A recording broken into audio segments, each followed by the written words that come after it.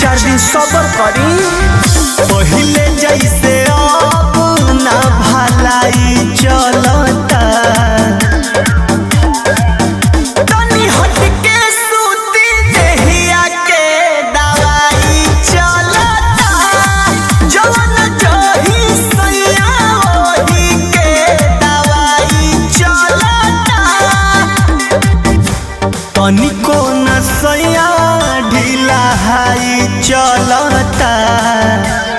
मान जाए ना।